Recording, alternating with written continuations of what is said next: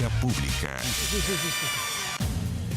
¿Cómo están ustedes? Muy buenas noches. Bienvenidos a Vía Pública, este lunes previo a la lluvia. Ojalá sea como se pronostica. Bueno, pero esta noche, después de una extensa reunión, el gobierno, la Central Unitaria de Trabajadores alcanzaron un acuerdo para fijar el salario mínimo, además de una serie de medidas que permiten enfrentar la inflación y el alza de precios de las canastas básicas. La propuesta, que será enviada al Congreso, fija el sueldo mínimo en 400.000 pesos a partir de agosto. Anótelo bien, porque es una buena noticia para muchos chilenos que están por abajo de esa cifra. Además, junto al reajuste salarial, el Ejecutivo y la CUT acordaron medidas contra la inflación.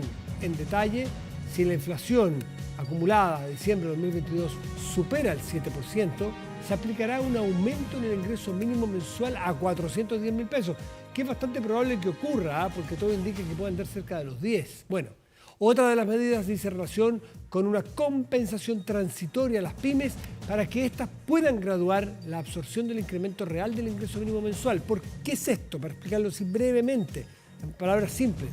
Cuando usted obliga a pagar 400.000 pesos como salario mínimo bruto, hay empresas que son más chiquititas, que a lo mejor ya estaban aquí pagando como podían, y si les suben ese techo quedan fuera y no pueden pagar. Es decir, el terror es que hay empresas que no puedan seguir contratando porque no tengan plata para pagar ese mínimo. ¿Se entiende? Porque no le da nomás, pues no le da, no es que tengan mala voluntad. Hay empresas chicas, medianas y chiquititas que no les da. Entonces, ahí donde hay que ayudar a esas empresas, subsidiarlas, y es un poco lo que dice ahí, para graduar la absorción. No es fácil para las empresas más chicas poder pagar esos salarios mínimos. Entonces, esa ayuda para poder compensar y que el trabajador los reciba es parte de lo que vamos a ver hacia adelante. Vamos a la mesa de conversación.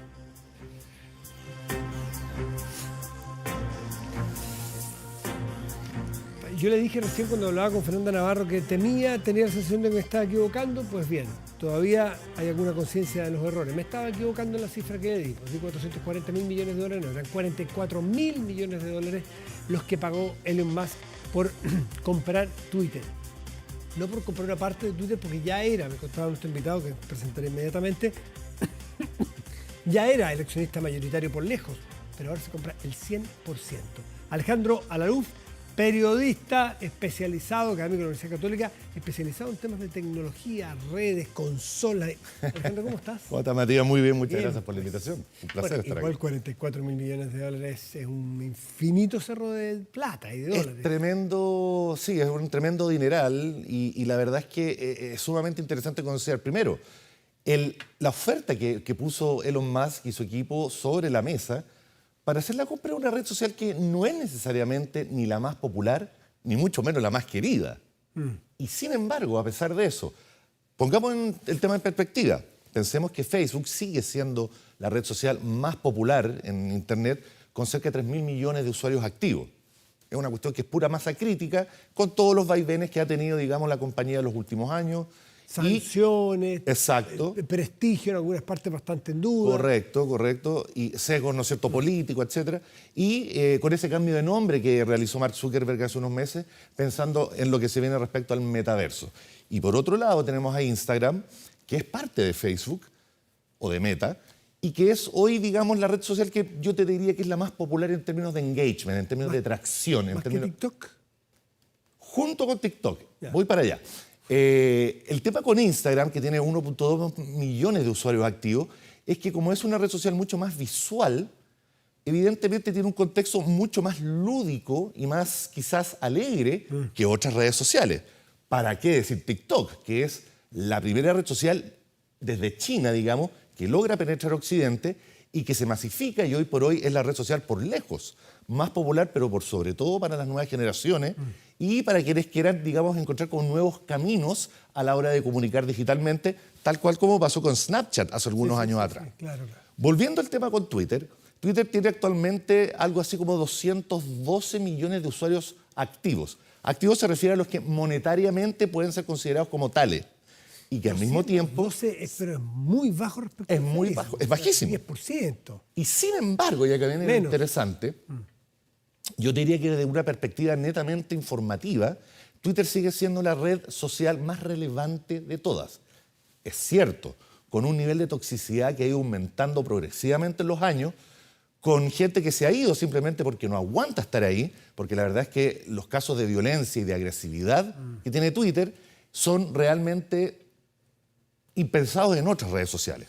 O quizás no al nivel de vidriosidad que... A veces no compensa estar ahí. Correcto, Pero tiene muchas cosas buenas si uno la usa bien. Justamente a eso quiero llegar, Matías, porque consideremos que tras todo esto negativo que tiene Twitter, finalmente Twitter tiene una influencia y un poder que es más reconocido que en las otras redes sociales, particularmente por líderes mundiales. Desde presidentes, celebridades y sobre todo políticos en general. Y es cosa de ver finalmente lo que pasó con el uso que le dio Donald Trump mientras estaba en la presidencia de los Estados Unidos y lo que pasó posteriormente cuando se transformó en el primer líder mundial, ¿no es cierto?, en ser baneado, en ser prohibido, ¿no es cierto?, echado de la plataforma por los mismos agentes de Twitter. Pero las nuevas vamos a decir, generaciones de políticos, voy a hablar de Nayib Bukele, voy a hablar solamente de su característica generacional, no política, Gabriel Boric, y lo que venga hacia adelante, Twitter va a ser, y las redes sociales van a ser una plataforma absoluta y completamente validada para hacer política, para comentar. Bukele echó a un ministro a través de Twitter. No estoy diciendo que eso es un gran ejemplo, que solo decir que lo usa para eso. Es increíble cómo en temas, sobre todo de político y de control de gobiernos, justamente Twitter se ha transformado en una especie como de canal oficial comunicador que efectivamente, tal como lo mencionaste, se pueden contar hasta noticias y la gente se entera por Twitter, por ejemplo, que la desvincularon de un gobierno. Tal cual. Entonces, ese es el poder que tiene Twitter. Los millonarios lo saben, los dueños de medios lo saben y obviamente Elon Musk también lo sabe. Y en ese sentido, Elon Musk, que es usuario de la plataforma hace más de una década, siempre ha manifestado una relación media amor-odio con Twitter.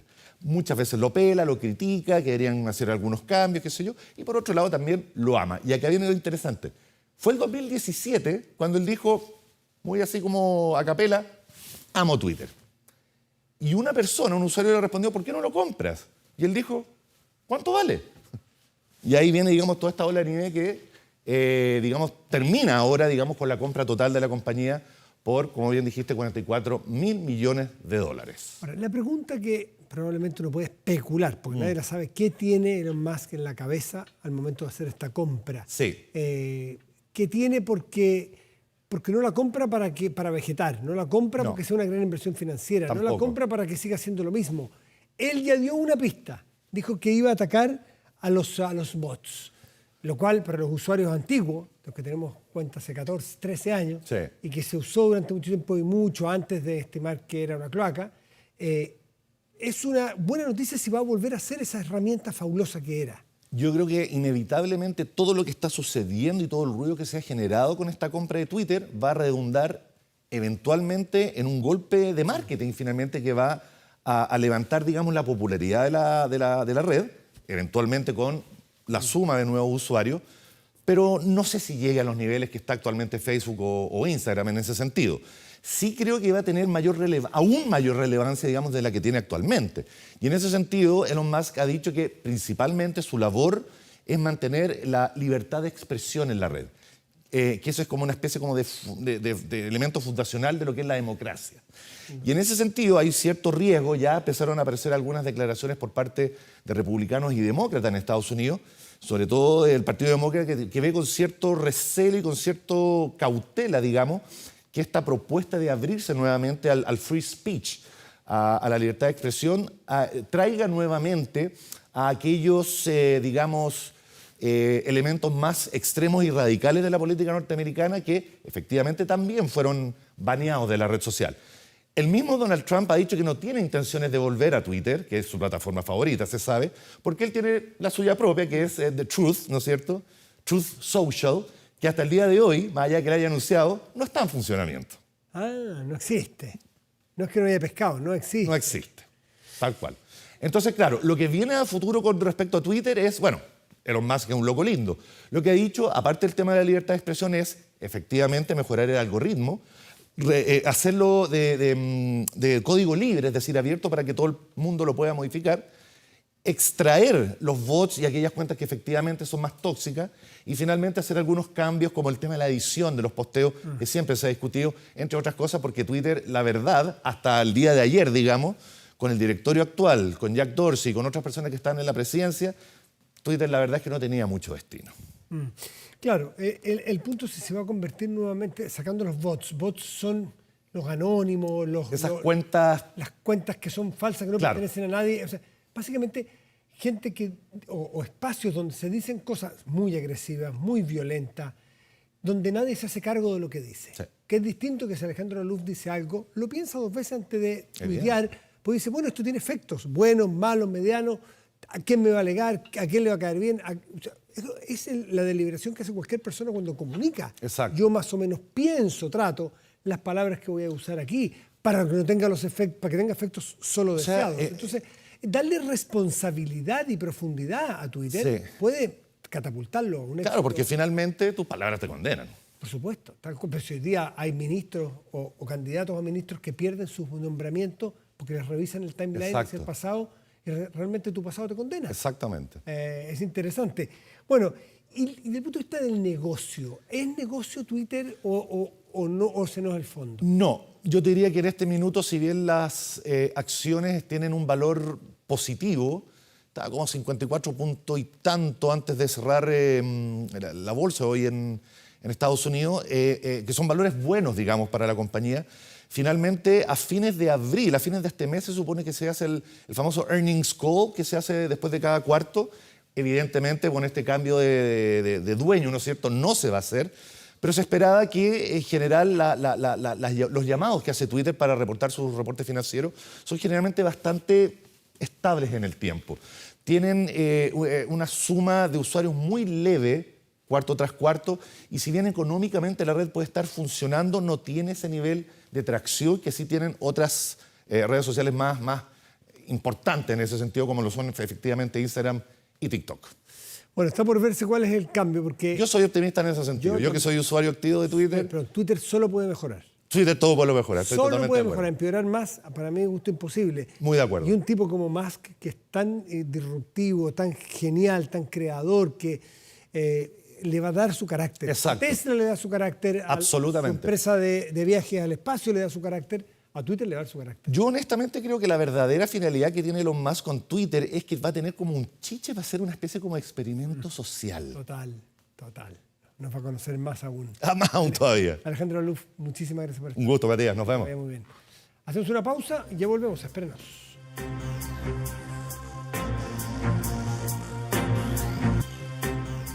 Volvemos a hablar de la France. Ya hablamos un poco, ¿no? Estamos de vuelta, pero antes yo quiero decirles algo. Quiero decirles que, ya lo sabe, Chile es más que una ciudad. Estar donde quieras es posible. Hoy los horizontes se expanden para todos y nuestra red no para de crecer. Ahora también en 5G para darle más y mejor conexión. WOM, nadie te da más. Estuvimos en Frontera Global haciendo una sinopsis de lo que ocurrió ayer en Francia. Pero quedamos conectados porque íbamos a profundizar más con un experto. Ayer el presidente Macron logra su reelección, que es interesante, después de 20 años que un presidente francés no lo lograba. Lo logra con un margen si bien inferior al que había conseguido en la anterior elección ante la misma rival, Marine Le Pen, 63-33, hoy día 58-42, pero es un margen relevante. Pero, ¿cuáles son las implicancias que tiene? Vamos a presentar a Florent Sardou, analista internacional, profesor de Ciencias Económicas y Sociales de la Alianza Francesa. Florent, muchísimas gracias por estar aquí, muy buenas noches. Gracias, Matías, por la invitación. Los números son elocuentes, todos lo podemos entender sin ser franceses, sin conocer la profundidad ni los alcances, pero otra cosa es cuando uno le da una segunda mirada. ¿Qué hay detrás de esas cifras? Macron es un presidente bien electo en términos de resultados, pero tal vez mal electo en términos de lo que significa y analizando en profundidad para quién votó a favor de él. En particular, estoy pensando que en 2017, cuando fue elegido por primera vez, Macron hizo 2 promesas la noche de su victoria. Dijo primero que iba a hacer desaparecer la ultraderecha. Hoy día la ultraderecha está más alta que nunca. Segundo, dijo que iba a reencantar a los franceses con la vida política. Y hoy día vemos un tercio de los franceses que no vota, que se aísla, claro, que no quiere saber más que la mayor, de la vida política actual. La mayor tasa de abstención. Abstención en 50 años. Exactamente. Entonces, el triunfo de Macron sí es un triunfo, pero él mismo lo toma con mucha responsabilidad y bastante gravedad. Sabe que está al mando de un país que está profundamente dividido, fragmentado.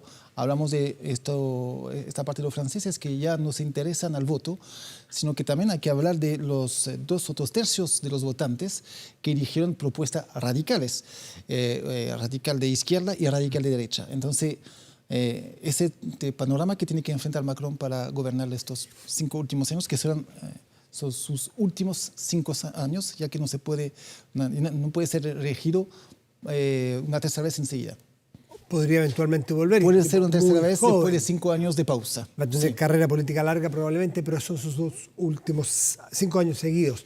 A ver, el 12 y 19 de junio vienen las elecciones legislativas, lo que le llaman la tercera vuelta. Exacto. Y ese poder legislativo que se conforme va a elegir al primer ministro. Si es que gana una opción que no es la de Macron, tendrá que cohabitar con un adversario en el gobierno. Eso ha pasado en Francia, sin Mitterrand y Chirac, si no me equivoco. Sí, sí. Y no la única vez. ¿Tú crees que hay opciones de que eso ocurra? El sistema que tenemos, el sistema institucional, el sistema de votación que tenemos hace difícil esta posibilidad. Obviamente que Jean-Luc Mélenchon por una parte, Marine Le Pen por otra parte. Mélenchon es de izquierda populista, Le Pen derecha populista. Que llegó tercero y que logró convencer un tercio de los votantes. Ya se reivindica como se lanza en la campaña con la idea de ser primer ministro de cohabitación de Emmanuel Macron, pero el sistema institucional francés, el voto, hace difícil. 2 razones. Primero, porque hay un efecto presidencial.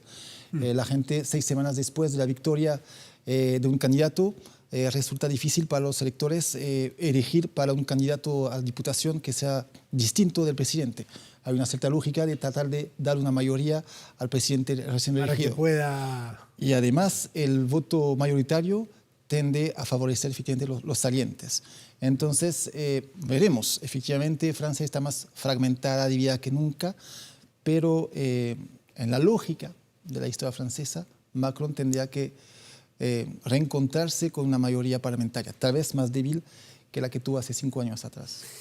Cuando un presidente gana por primera vez y la gente no lo conoce, es probable que 6 semanas después el voto legislativo sea parecido, porque la gente puede decir, bueno, todavía no le podemos pedir mucho porque está entrando, pero Macron ya lo conoce mucho. Entonces, muy en términos futbolísticos, con la votación que tuvo, tiene amarilla de alguna manera. Entonces, en 6 semanas puede que haya muchos electores diciendo, saben que esta persona, Macron, en 6 semanas no ha dado muestras de haber aprendido la lección, y pueden castigarlo electoralmente y puede efectivamente ganar un adversario y tener que gobernar con él. ¿Se ve posible eso? Sería una posibilidad, como te digo, las reglas del juego hacen difícil esta posibilidad, pero es posible debido a la fragmentación de la sociedad francesa, pero 6 semanas es poco, pero también es un tiempo suficiente para el presidente para ya demostrar o iniciar algunos cambios y, por ejemplo, tiene la facultad de ya nombrar un nuevo primer ministro, aunque sea provisorio, aunque sea pendiente de los resultados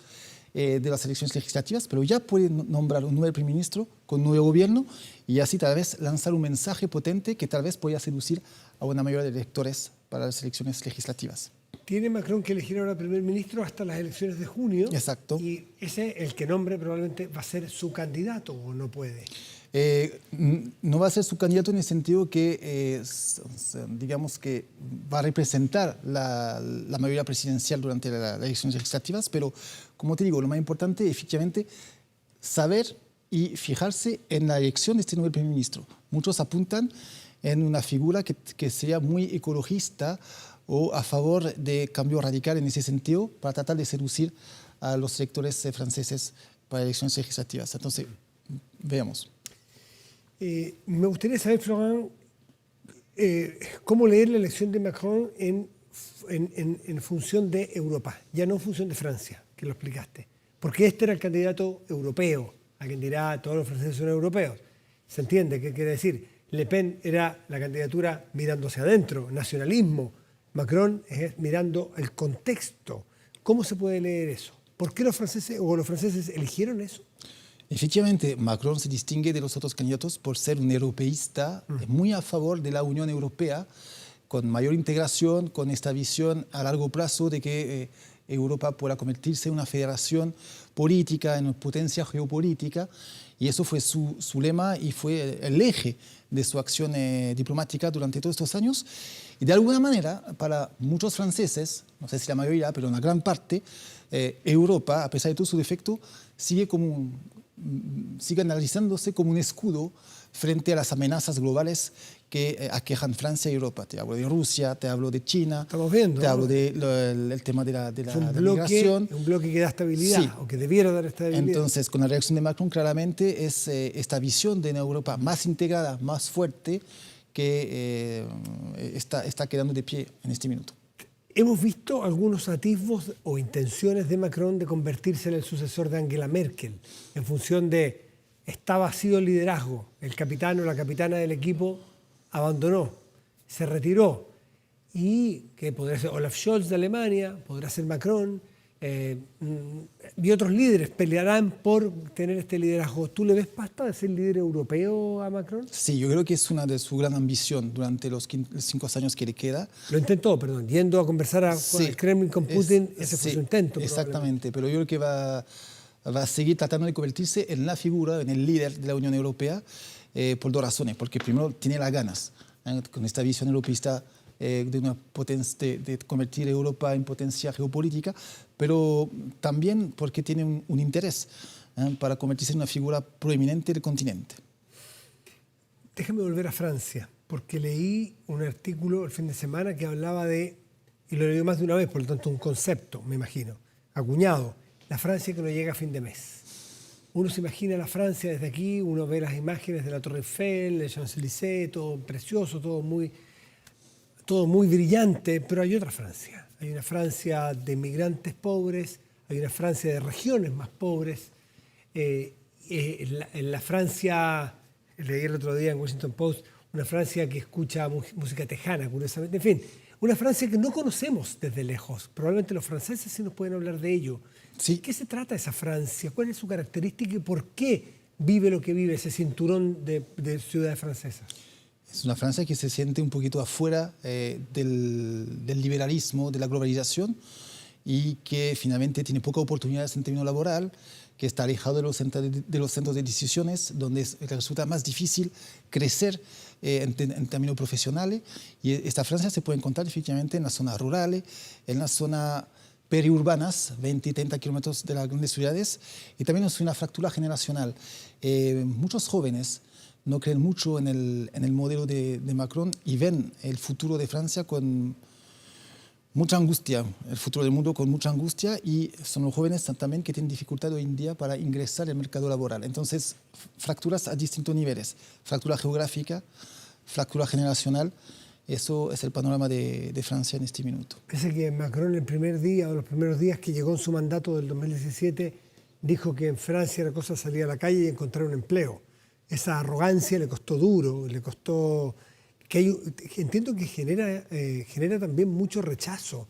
No como solo la candidata de extremos, generan rechazo por ser de los extremos, más natural saberlo. Un candidato tan centrista como él, a diferencia, por lo que él estaba leyendo, a diferencia de los candidatos de extremo, que lo que la gente odia de esos son lo que representan, Macron, el odio que tiene, el odio electoral, es en contra de su persona y su estilo, su carácter, su arrogancia. Un poco una mezcla de todo, por lo que representa, es un miembro de la élite, que estudia en los mejores colegios, trabajó en banco privado, también por su carácter, una cierta arrogancia, es una persona que es muy capa, que sabe mucho muy técnicamente, intelectualmente de muy buen nivel, pero también una incapacidad tal vez a escuchar el francés promedio, y eso efectivamente durante todos estos ceremonias Poca calle, ¿cómo le llaman ustedes? Él dijo durante el debate con Emmanuel Macron la vida real. Yo también tengo una vida real, pero tal vez una vida que está alejada de la vida que sufren muchos franceses en este minuto y que le está pasando la cuenta durante todos estos años. Esa es la característica, un presidente o un líder con poca calle. digamos eso, que, chilenizando claro, con dificultad en expresarse, O de entender, o de en ligarse, empatizar. en entender, incluso usar las mismas palabras, entender las mismas problemáticas que los franceses que están sufriendo en este minuto. Sí. Florent Sardó, muchísimas gracias, analista, especialista en temas de política exterior, con políticas económicas y sociales. Muchísimas gracias por estar aquí esta noche en Vía Pública. Muchas gracias, Matías. A ti. Hacemos una pausa, ya volvemos, espérenos.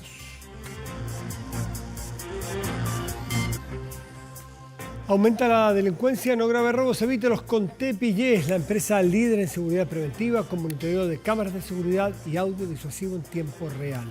Tepillé protege 24/7 su empresa y también su hogar. No sea usted la próxima víctima y contrátelos en tepillé.cl. Vamos a la pantalla grande de nuestro estudio. Revisamos contenidos del portal de noticias de contenidos de TVN. 24horas.cl destaca en este momento una noticia que a muchos en la zona centro de nuestro país nos tiene muy atentos, muy alertas. Lluvia, la lluvia como gran novedad, porque prácticamente este año no ha llovido, ¿no? Aquí no ha caído agua.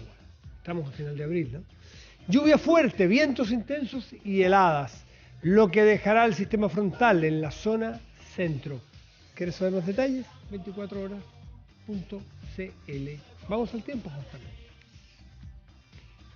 ¿Y dónde está el tiempo? Ahí está. En este momento la temperatura desde 13 grados con 8 décimas y el cielo está nublado. Para mañana y pasado en esta región metropolitana debiéramos esperar lo siguiente. Vamos a ver cuando aparezca ahí en nuestra pantalla. Ahí está. Miren, mañana martes, cielo parcial, máxima probable 17 grados. Pasado mañana, miércoles, chubascos, 14 grados como máxima. Revisamos otras dos regiones del país. Vicuña, en la región de Coquimbo, estará despejado y habrá una máxima probable de 22 grados. En tanto, en Puerto Montt, en la región de los lagos, habrá lluvia y 10 grados como máxima probable. Un día como hoy, pero ya en 1994, la banda británica Blur lanzó su primer y, para muchos, mejor álbum, Park Life, trabajo que para muchos marcó el inicio del peak del Britpop. De fondo, escuchamos el sencillo principal del álbum, se trata de Boys and Girls, el primer gran éxito de Blur. Boys and Girls fue nombrado sencillo del año en el 94, justamente cuando se lanzó. También fue nominado a Mejor Canción de los MTV European Music Awards. Además, está incluida en dos de sus álbumes recopilatorios, con Boys and Girls, que es de Blur, que suena mucho, que es bastante clásica. Despedimos Vía Pública de hoy. Dicen que aquí, por lo que estamos mirando este tipo de pronósticos, en Santiago va a llover a partir del mediodía y que a mitad de tarde va a llover en serio, como llovía antes. Para que tomemos las precauciones, tampoco va a paralizar la ciudad por eso. Si antes llovía, igual vivíamos, les quiero decir los más jóvenes. Así que bienvenida lluvia, hasta mañana, gracias por venir, chao.